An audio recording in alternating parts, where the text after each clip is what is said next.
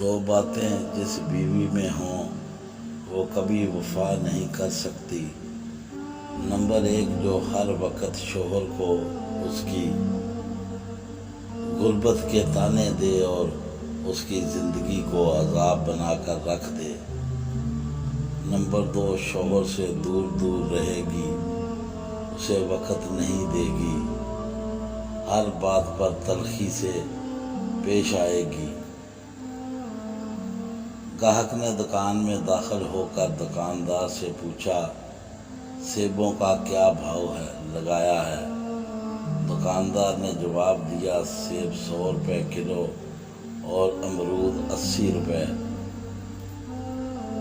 اتنے میں ایک عورت بھی دکان میں داخل ہوئی اور کہا، مجھے 1 کلو سیب چاہیے، کیا بھاؤ ہے؟ دکاندار نے کہا، امرود 20 روپے اور سیب 30 روپے۔ عورت نے الحمدللہ پڑھا۔ دکان میں پہلے سے موجود گاہک نے کھا جانے والی نظروں سے دکاندار کو دیکھا۔ اس سے پہلے کہ کچھ اب اول فول کہتا، دکاندار نے گاہک کو تھوڑا انتظار کرنے کا اشارہ کیا۔ عورت خریداری کر کے خوشی خوشی دکان سے نکلتے ہوئے کہنے لگی، اللہ پاک تیرا شکر ہے، میرے بچے انہیں کھا کر بہت خوش ہوں گے۔ عورت کے جانے کے بعد دکاندار نے پہلے سے موجود گاہک کی طرف متوجہ ہوتے ہوئے کہا، اللہ گواہ ہے کہ میں نے تجھے کوئی دھوکہ دینے کی کوشش نہیں کی۔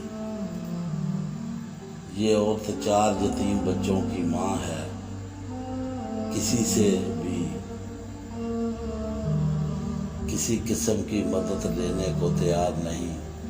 میں نے کئی بار کوشش کی اور ہر بار ناکامی ہوئی ہے۔ اب مجھے یہی طریقہ سوجا ہے کہ میں جب یہ آئے تو کم سے کم دام لگا کر چیزیں دوں۔ میں چاہتا ہوں کہ اس کا بھرم قائم رہے اور اسے لگے کہ وہ کسی کی محتاج نہیں۔ میں یہ تجارت اللہ کے ساتھ کرتا ہوں اور اسی کی رضا اور خوشنودی کا طالب ہوں۔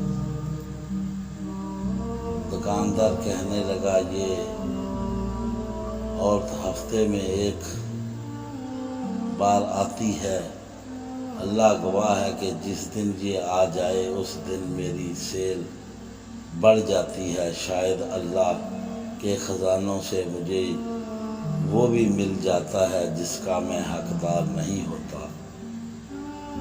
گاہک کی آنکھوں میں آنسو آ گئے۔ اس نے بڑھ کر دکاندار کے سر پر بوسہ دیتے ہوئے کہا، باخدا لوگوں کی ضرورتوں کو پورا کرنے میں جو لذت ملتی ہے اسے وہی جان سکتا ہے جس نے آزمایا ہو۔ دوستو، ہماری کہانی پسند آئی تو ہمارے چینل کو سبسکرائب کریں، بیل آئیکن کا بٹن ضرور دبائیں۔ اللہ حافظ۔